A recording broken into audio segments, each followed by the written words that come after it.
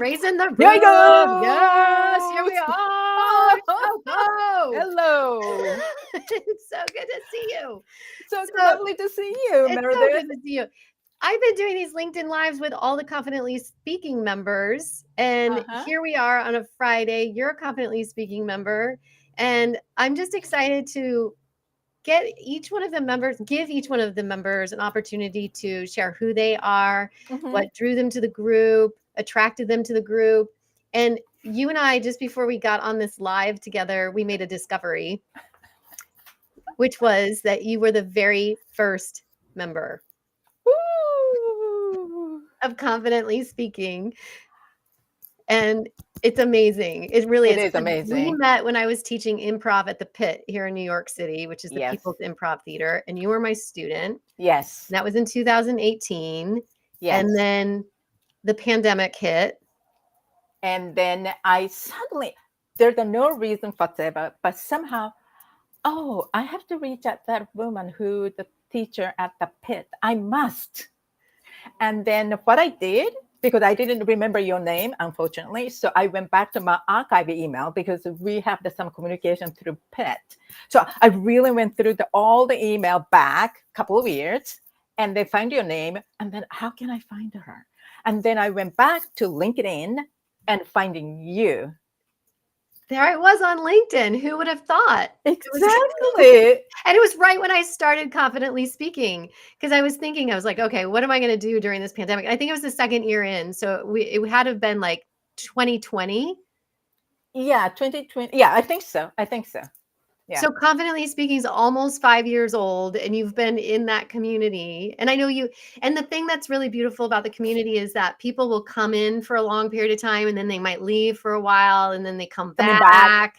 Exactly. Yeah. And it's just been really fun. And yet it keeps growing. And then the people within the community know each other. I feel so grateful. So I would love for you to just share with our viewers right now a little bit about who you are and who you serve. Yes. Hi, everyone. My name is Shoko Masuda. I'm an executive coach and a leadership trainer and helping executives, particularly women and minority women, reach their goals with more ease and speed. So right now, I'm working here in the US as well as back in Japan. And particularly in Japan, I'm helping executive women to get board ready. That's how we call it. And your approach, I think, is really beautiful. You have such a great perspective because you've been in their shoes. You've worked in the corporate space. You used to work for Amex. And what I really admired about you, Shoko, is that you have noticed ways that you can empower women, especially women that come from different cultures, on how to speak up in certain spaces. Do you want to speak into that a little bit? Sure. I think that exactly. The reason why I am now as a coach is exactly through that journey, because I always, I moved around a little bit. I studied in Tokyo, but then moved to Hong Kong and London, back to Tokyo, and then here in the US. And in most of the cases, I'm the only one, meaning is that either women or minority in the most of the cases. And it's very odd for the beginning, that how should I show up and how I should speak up, because even now that there's a certain expectation that executive or leaders should have that loud voice, dominant presence kind of things. And I'm so far from that. And also, one of the reasons that I went to Pitt and met you is one of my speech coach at that time told me, Shoko, you should learn how to do improv. As a non-native speaker, I was very nervous, very self-conscious. Even now, I have to admit, speaking English, I have to be very conscious, very intentional, so that people understand me, but more importantly, and understand the environment. Mm-hmm. So, given that, it's a journey to learn, and particularly, I would say, to learn it's okay to be different.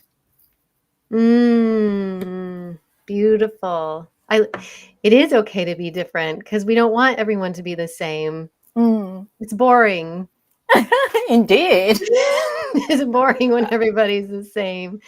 So tell me then, Shoko, in your role, helping people find their unique voice in the boardroom, how is it that you can coach them to give themselves the permission? So, let me just think about it. The voice is really coming from who you are, right? Yeah. So we often call it, quote unquote, I put the air quotes, uh, authenticity. But Yeah. really going back to what matter to you, what your values are. So Mm, usually I ask my client, and I often give it that list of the values, the mhm, words like 50 or 60, and pick them, ask them pick what really matter to you, mm, those mhm, values. And then more importantly, that how you demonstrate that value in your actions and behaviors. mhm, mhm, So that's a starting point. They start thinking about who am I, how I behave, right? The most people through this exercise really bring their awareness much more into their intentional level or mhm, purposeful. Because often we do anything not quite thinking too much about it, right? mhm, mhm. Some people really naturally do, quote unquote, leadership competency. But Right. once you're aware, very intentionally, that creates a very different energy. Mm, That's what we mhm, call it, not doing, but being, mhm, right? mhm, And then after this, value exercise, I usually ask them, write it down that, what people may say working with you. mhm, And the second question would be, after a year or so, what people may say, what the impact they see working with you. mhm, So that's really helping them to see themselves, not their own point of view, but other people's point of view. mhm. And I feel like too, what I'm hearing you say is that by understanding the values and understanding the perception that perhaps others have of you, and then where you are a year from now, is that you're helping people get really clear about how they're showing up now, and then the way that they can show up later. So you're giving them more of a path to follow. Yeah. And I Yeah. would also imagine too that when you get really clear about your values, which I do, I love looking at what I'm valuing because I do think they change too, right? With growth, they Yeah. change the things that you value. Mm-hmm. Uh, but when there's someone that comes up and rubs up against that, and when you're clear, you kind of understand, oh, maybe this isn't me, or how can I shift gears, or maybe this isn't a position I need to be in, right? Like you can kind of like assess Yeah. the vibe in the room, if you know what I'm trying to Oh, say. totally. Totally. And a value is always important. You know, I was going through the LinkedIn, my morning routine, right? Uh-huh. And I forgot his name. Oh, his name, I think Craig Wilkinson. I think I recently connected with him. He put such a post with he talking about Ken Schnolt, the former Amex CEO, a very successful guy, a highly respected guy, and he talking about how he operated on that 9/11.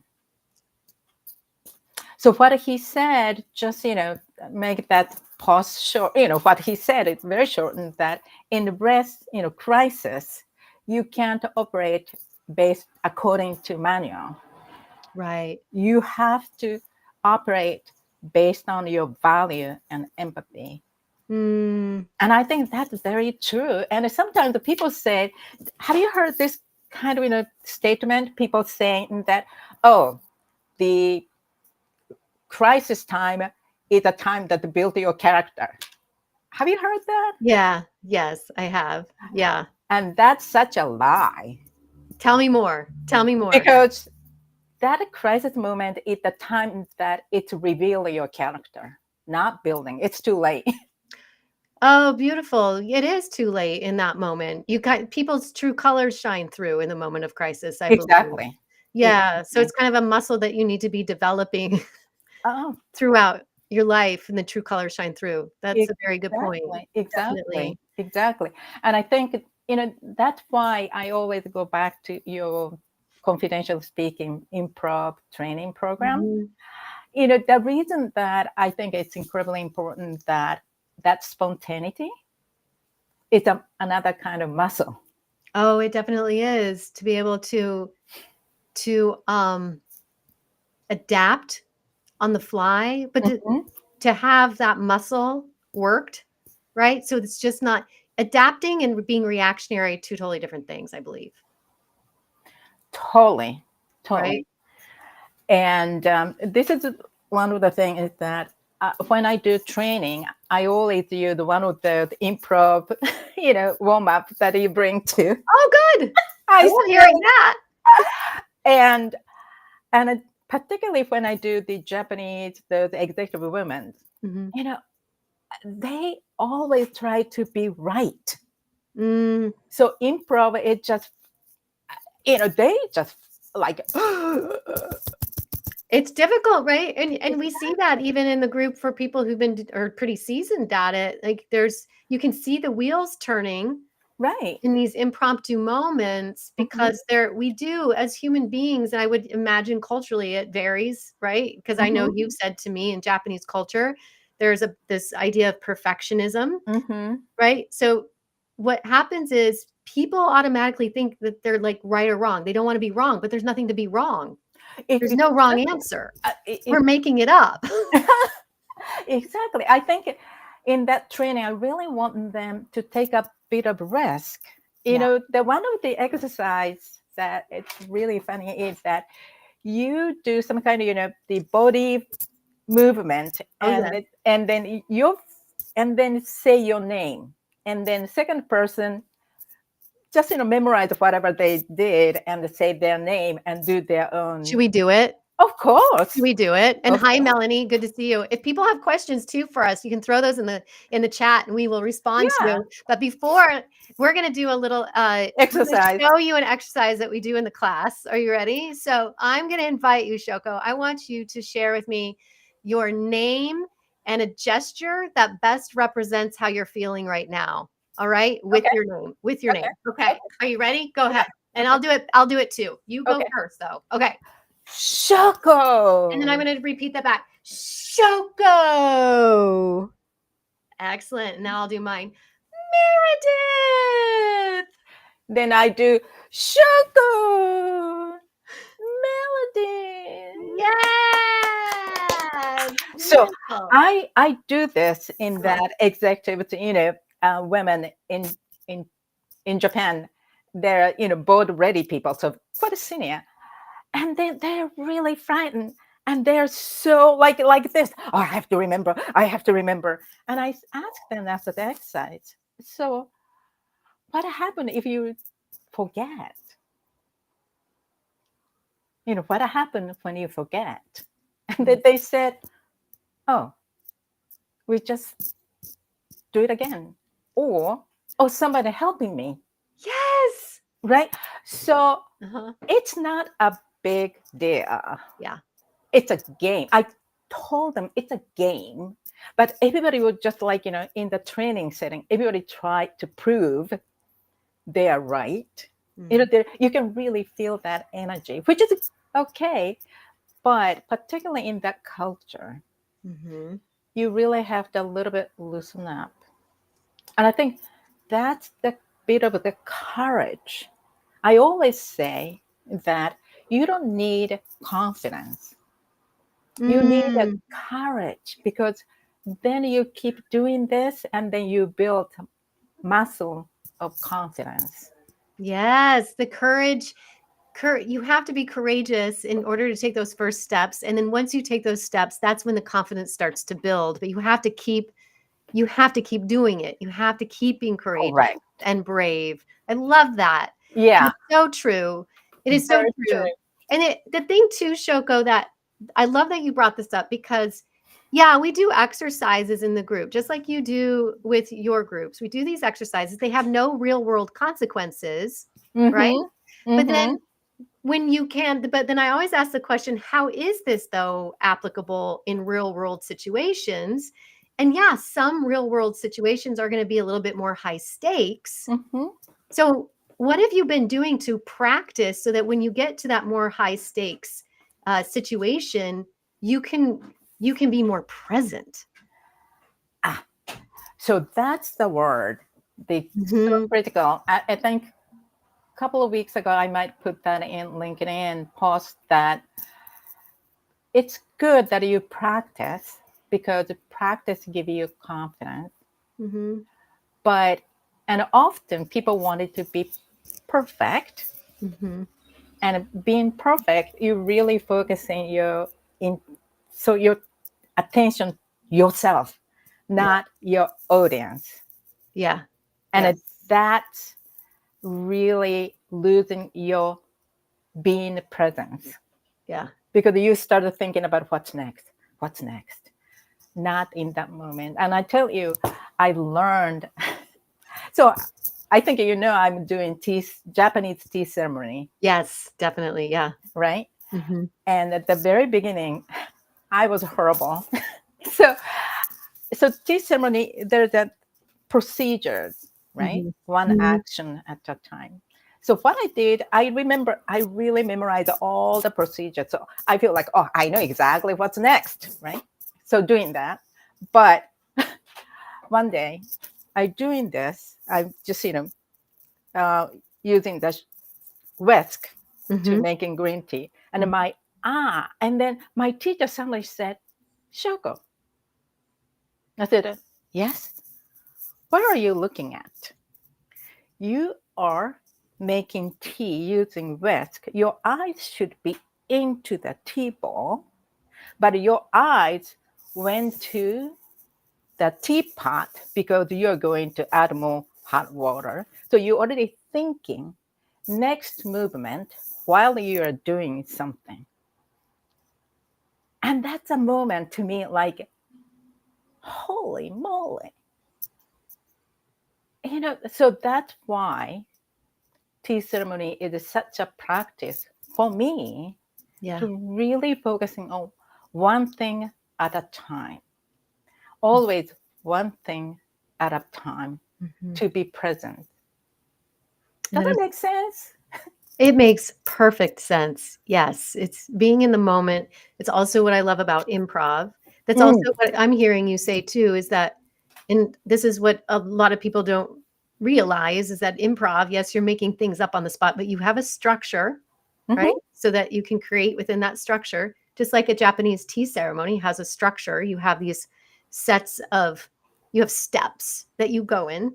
And so the invitation to be fully present with each moment and not worry about the water that needs to be added as you're whisking the tea is such a beautiful metaphor for leadership Mm-hmm. too, about how can you be a more present leader, because I would imagine there's a lot of stillness, like it's almost like quiet Mm. leadership. Like you don't have to be, like you said at the beginning of this conversation, you had talked about the idea of a leader needs to be loud and charismatic and showing up in the room. But there's also a lot of power in leadership when someone can be still and present with you. 100%. 100% Meredith. And that's where that this improv and tea ceremony and the leadership, there's a lot of Mhm. commonality. And particularly nowadays, I notice, working with most of my clients high potential, high achievers. Mhm. They're really great people. Mhm. But at the same time, they're so busy, Yeah. you know. So they constantly have to think about what's next. What's next? Yeah. Just like, West Wing, remember that President Bartlett said, what's next? Yeah. But they're doing something and start thinking what's next. So I think this is why one of the elements I always ask my clients, let's pause. Mhm. Mhm. And you don't have to respond almost immediately when somebody said or asking you something. It's so true. But especially in the American culture, I feel that we've been kind of taught to like, you need to know the answer. It's move, move, move, move, forward, forward, forward, forward, forward. Uh, was it you, Shoko, who Mm. told me that a comparison with the pause culturally that Americans tend to like Oh, yes. a pause is 4 seconds in Japanese culture, it's like Eight, eight. 8 seconds.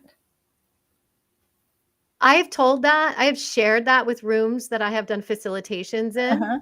and people it's agonizing for people. Even the 4 seconds is agonizing for Exactly. people. It seems eternal for you. But for the other side, often I think you appreciate that when you present anything, Mhm. you know the content, so it's like matter of fact. But the receiver side, it's a new information. Yeah.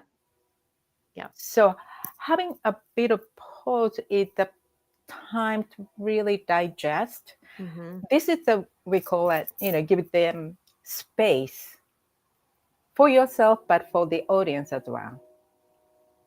I think for the leadership presence, it's really about not just showing up, proving yourself how well you know. Yeah. It's not that. It's more like how you generously, comfortably giving the other person the space so that they feel they are heard, they are listened, and they are understood. And that's the leader's presence. And Mhm. I think sometimes, probably for a second, might be a little bit of a tunnel moment for the people, but once you get used to it, it is not. Yeah. I think I feel like I've heard, clients of mine say there's a fear Mm. of um taking up somebody else's time. So they're essentially you're imposing like you're projecting that that person needs you to rush through the information. You're making an assumption that that person thinks that you're wasting their time, where in fact what's happening is that person isn't able to receive what you're sharing with them because there's just so much information coming to them at one time. And so I love the practice of slowing it down, finishing complete sentences, breath, pause. 100%. Yeah, it makes all the difference in the world. Yeah. Yeah. And one of the things you said, full sentence. I, this is something that not a native English speaker, I was so self conscious about Mm. my accent, dictions, all kind of things. And then one day, I listened to Ariana Huffington talking to somebody. I think it's one with the podcast, I think. And she had a very strong Greek accent. Mhm. So when she first married to her husband, I forgot ex-husband by now, Mhm. Mhm. he gave her the birthday present of diction coach, Hollywood top diction coach session. So, he engaged that very expensive diction coach for I don't know how long. Then Ariana Huffington went through a couple of times, but she couldn't stand, she couldn't finish it. So she's wondering, then what should I do? I have such a strong accent, blah blah blah. And then she someday talked to Henry Kissinger, who also had a very strong German accent. Remember? Mhm. And he said, Ariana, do not worry about accent or diction. It is more important that you speak with the full sentence. Period. Beautiful. I love it. No, it's true. It's just slowing down. Absolutely. Absolutely. Mhm, And a long time ago, my first speech coach mhm. tape recorded my conference call with some senior executives in New York when I was in Tokyo. I was horrified because that executive speak very fast, Mhm. and I really tried keeping up with his speed, so that I'm almost like constantly talking, and that Okay. was so hard, horrible conversation. Yeah. Yeah. So I think this is really, I love that you brought this up too, because I would imagine that there are people watching who are similar. Maybe English isn't their first language. And they also have experienced some of the confidence issues and those dynamics that you're talking about right now. And so I appreciate you sharing your experience because it will inevitably help somebody else uh, feel more confident moving forward. And I do feel when you get into these situations, we are modeled and things all the time how we should be showing up. There's so much noise on social media. There's we go to conferences, we see how other people are doing things, and so there I feel whether it's conscious or not, we start to model what the other people are doing. Mm. We start to pick up on their behaviors, their mannerisms, the way they speak, and so forth.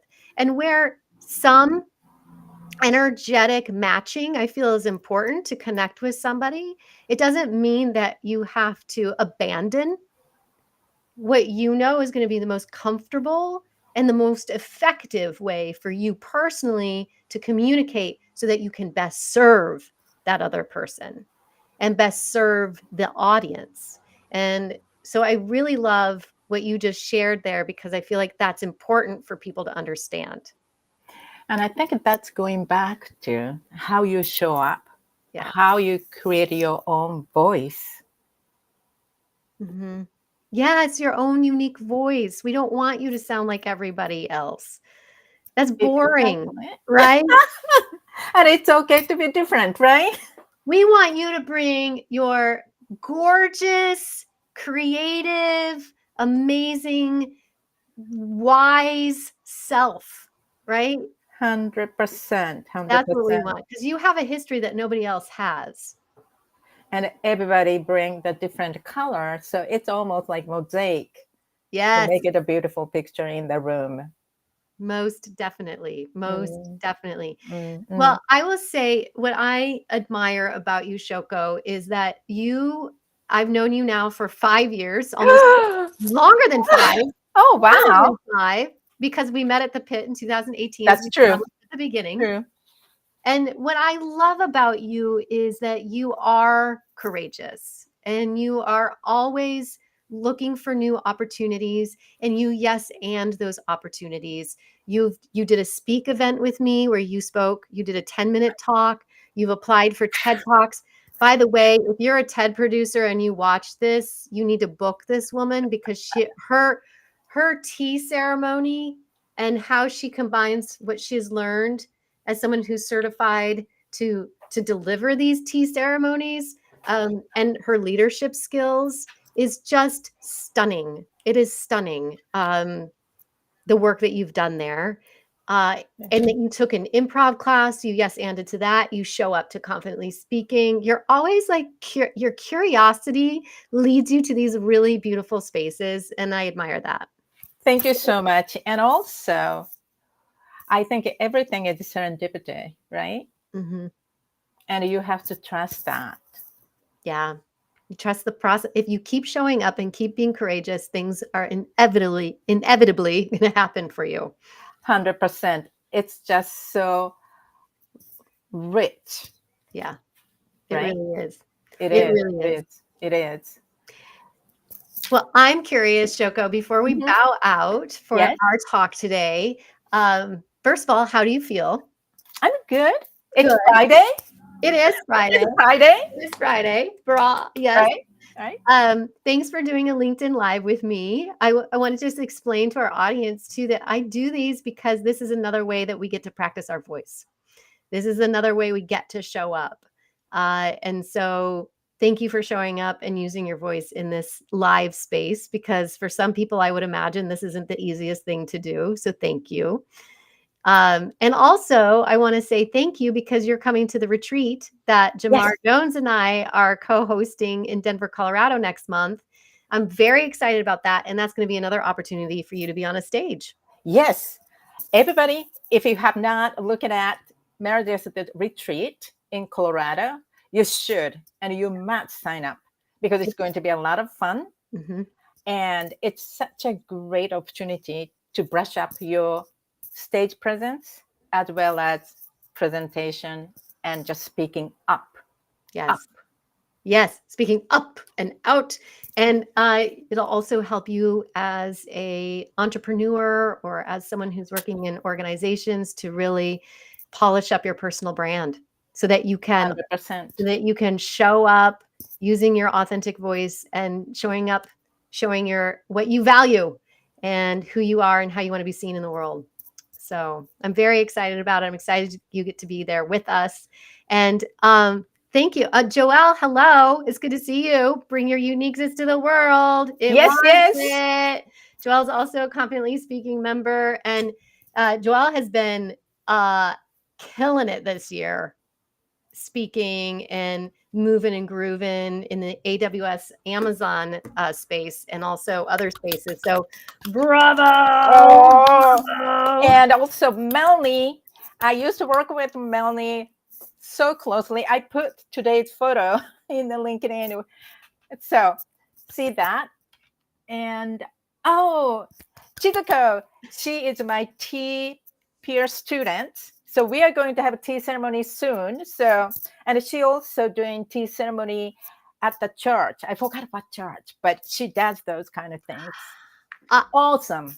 I love it. I just had an idea. Okay, I'm putting it out in the universe. Are you ready, Shoko? Yes. I think we should put together a tea ceremony / improv workshop. 100%. Here you Done. go. It's Yes, done. done. It's Five, done. High five. five. Boom. Boom, Right. boom. Awesome. Okay. So This this was is fun. Thank you. mic drop. Mic drop. I love it. All Okay. right. You are incredible. Thank you for You being here too. with me today. Thank Thank you, you. everyone who was watching and supporting us. And I'm now going to end this stream, and we will be back next week.